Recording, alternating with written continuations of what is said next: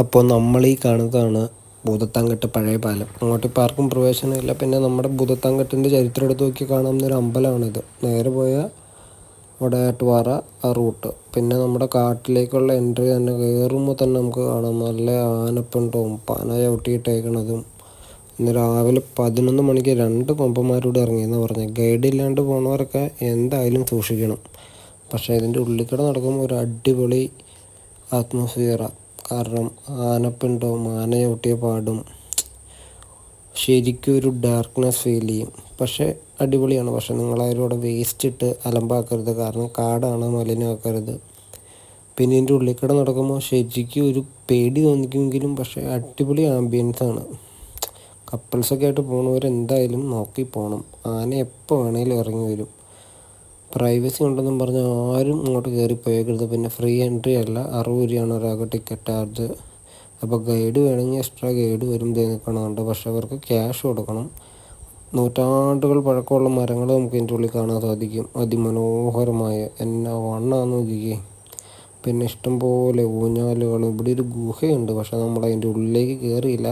20 metre വരെ flash അടിച്ച് കയറി പോകാമെന്നാണ് പറഞ്ഞത്. പക്ഷേ എന്തിനാ റിസ്ക് എടുക്കണേ. നമ്മൾ സൂം ചെയ്ത് ഫോട്ടോയും വീഡിയോയൊക്കെ എടുത്തിട്ട് ഇങ്ങോട്ട് പോയി. പിന്നെ നേരെ ഇങ്ങോട്ടേക്ക് നടന്നു. മരങ്ങളും തടികളും എല്ലാം മറിച്ചിട്ടേക്കണ കാണാം. പക്ഷേ ഇതിൻ്റെ ഉള്ളിൽ കൂടെ നടക്കാൻ നല്ല രസം കേട്ടോ. രാവിലെ ആയാലും ഉച്ചയ്ക്കായാലും ഫുള്ള് തണുപ്പാണ്. പിന്നെ ഇഷ്ടംപോലെ ഊഞ്ഞാലുകളുണ്ട്. നമ്മൾ കുട്ടിക്കളി മാറാത്തതുകൊണ്ട് ഒരു ഊഞ്ഞാലിൽ കയറി നാടും കോപ്രായങ്ങൾ കാണിക്കുകയൊക്കെ ചെയ്തു. ഇതിൻ്റെ തൊട്ടപ്പുറത്തേക്ക് പോകാറുണ്ടോ പിള്ളേർ. പക്ഷേ ഇപ്പോൾ വെള്ളം കയറി കിടക്കണതിൻ്റെ പകുതി വരെ പോകാൻ പറ്റുള്ളൂ. പിന്നെ ഈ ഒരു വള്ളി, പണ്ടത്തെ ഊഞ്ഞാല് കണക്കുള്ളൊരു വള്ളി എന്നാന്ന് കേട്ടോ. 800 മീറ്ററാണ് ഈ പിന്നെ കാട്ടിയുടെ. നമ്മുടെ ആശാനോട് ഭൂതത്താൻകെട്ടിൻ്റെ ചരിത്രം ചോദിച്ചു. കേട്ട് നോക്കാം. അവിടെ എൻ്റെ ചെല്ലുമ്പോഴാണ് ഭൂതത്താൻകെട്ട് എന്നുള്ള സ്ഥലമുള്ളത്. നമുക്ക് അങ്ങനെ ഒരു മിത്താണത്. പിന്നെ അതിൻ്റെ ഇടയ്ക്ക് ഒരു കേവ് ഉണ്ട്, നാച്ചുറലായിട്ട് കേവ് ഉണ്ട്. 12 മീറ്റർ നമുക്ക് അകത്ത് പോകാവുന്നൊരു സ്ഥലമുണ്ട്. കേവാണ്. ഗുഹയിൽ നമ്മുടെ മൊബൈൽ ലൈറ്റൊക്കെ ഉപയോഗിച്ച് പോകണം. പിന്നെ ചില സ്ഥലങ്ങളിൽ എൻ്റെ ഹൈറ്റിൽ നേരെ നിൽക്കാം ഗുഹയിൽ. ബാക്കി ദിവസങ്ങൾ കുനിഞ്ഞു പോകേണ്ടി വരും. പിന്നെ ഊഞ്ഞാലൊക്കെ കഴിഞ്ഞിട്ട് നേരെ പുഴയുടെ ഭാഗത്തേക്ക് ചെല്ലുന്ന ഭൂതത്താൻകെട്ടെന്ന് വെച്ചാൽ ഒരു മിത്ത് ഞാൻ പറഞ്ഞല്ലോ, അത് സങ്കല്പമാണ്. ഭഗവാൻ ശിവനും പാർവതിയും കൂടെ കൈലാസത്തിൽ ജീവിച്ചിരിക്കുന്ന സമയത്ത് അവർ തമ്മിൽ ചെറിയ സൗന്ദര്യമാണ് കാഴ്ചവെച്ചിട്ട് പിന്നിപ്പുണ്ടായി. സ്വാഭാവികമായിട്ട് നമുക്കറിയാം, പുരാണങ്ങളിൽ കണ്ടുമുട്ടുന്ന ദേവൻ ക്ഷിപ്ര ഗോപിയാണ്. പെട്ടെന്ന് ദേഷ്യം എന്ന് പറയുന്നത് കാരണം ഇത് ദേഷ്യമെന്ന് അദ്ദേഹം പറഞ്ഞു. ഇനി ഞാൻ നിൻ്റെ കൂടെ താമസിക്കില്ല, അവരുടെ പാർവതിയുടെ ഉള്ളിൽ ചാടി തുടർന്ന് പ്രത്യക്ഷമാവുന്ന ഒരു ശൈലി അതാണ്. ഉടനെ പ്രത്യക്ഷമായി നേരെ പോകുന്നത് തൃക്കാരൂർ എന്ന ശിവക്ഷേത്രമുണ്ട്. തൃക്കാരൂർ ഫേമസ് ആയ ക്ഷേത്രമാണ്, ഇപ്പോഴും ഫേമസ് ആണ്. ഈ ക്ഷേത്രത്തിൽ വന്ന് തപസ് ചെയ്യണമെന്ന് ആഗ്രഹിക്കുന്ന സമയത്താണ് ഇദ്ദേഹത്തിൻ്റെ ഒരു കച്ചവയ്ച്ച. ഇദ്ദേഹം അവിടുന്ന് പോകുന്ന സമയത്ത് ദേവി ഭാര്യ പറഞ്ഞില്ല, പോലെ ദേവ പോലെ ചേട്ടാ പോലെ ദേവ എന്ന് പറഞ്ഞില്ല. കാരണം മുൻകോപക്കാരനാണ്, എടുത്തിയാരുടെ കാരണമാണ്. ദേഷ്യം വന്ന് തൃക്കണ്ണ് തോന്നുന്നു ഭസ്മമായി കളയാൻ സാധ്യതയുണ്ട്. ഭാര്യ എന്നുള്ള പരിഗണന കിട്ടില്ല. അതും ഭയന്ന് ഒന്ന്. രണ്ടാമത് നിസ്സാര കേസുള്ള ഇന്നല്ലേ, നാളെ തിരിച്ച് കൈലാസത്തേക്ക് മടങ്ങിയെത്തുന്നാണ് ധരിക്കുന്നത്. സംഭവിച്ച മറ്റൊന്നാമത് ദിവസങ്ങൾ, ആഴ്ചകൾ, മാസങ്ങളായിട്ട് ദേവൻ തിരിച്ച് കൈലാസത്തേക്ക് മടങ്ങിയെത്തിയില്ല. അപ്പോൾ സ്വാഭാവികമായിട്ട് ദേവനില്ലാത്ത കൈലാസം ശൂന്യമാണ്. ദേവിക്ക് മനസ്സിലായി, കാര്യങ്ങളൊക്കെ പെൻഡിങ്ങായി. അപ്പോൾ ദേവനെ അന്വേഷിച്ച് ദേവി തന്നെ ഇറങ്ങുന്നു. അവസാനം തൃക്കാരൂർ ക്ഷേത്രത്തിൽ കണ്ടെത്തിയെങ്കിൽ ആധികാരികമായിട്ട് ബലം പ്രയോഗിച്ചുകൊണ്ടാണ് വ്യക്തികളെന്ന് ഉത്സവം ബോധ്യപ്പെടുന്നത്.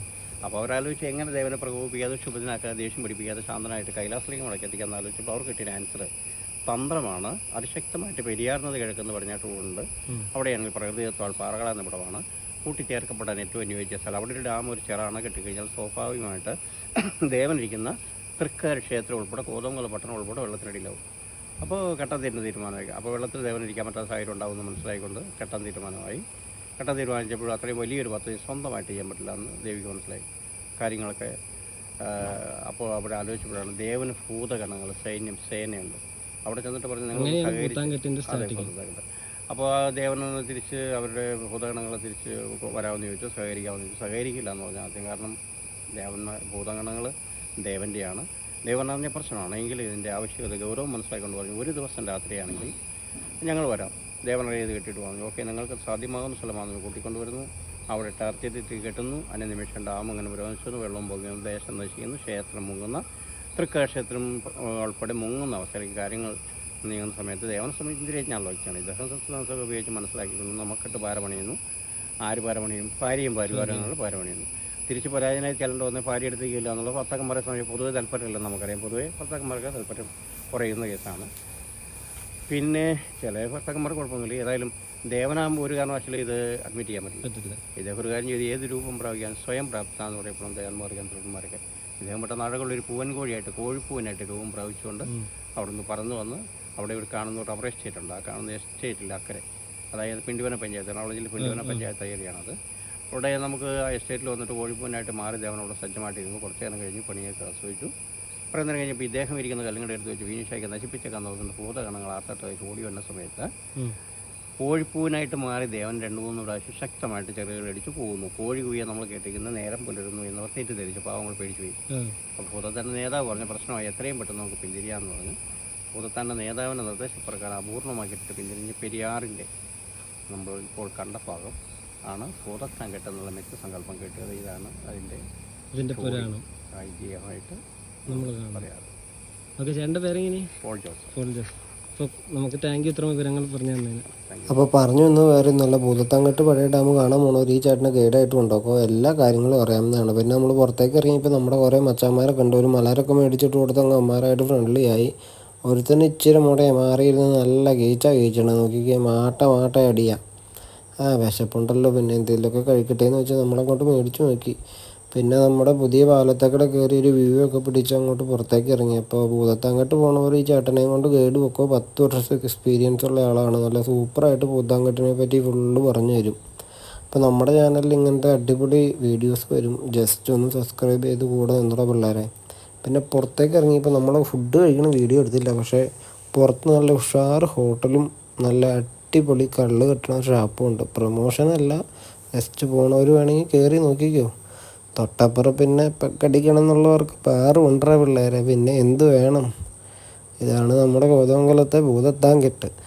അപ്പോൾ കൂടുതൽ വീഡിയോസിനായി സബ്സ്ക്രൈബ് ചെയ്ത് കൂടെ നിന്നു. Bye from Allu vlogs. Tata.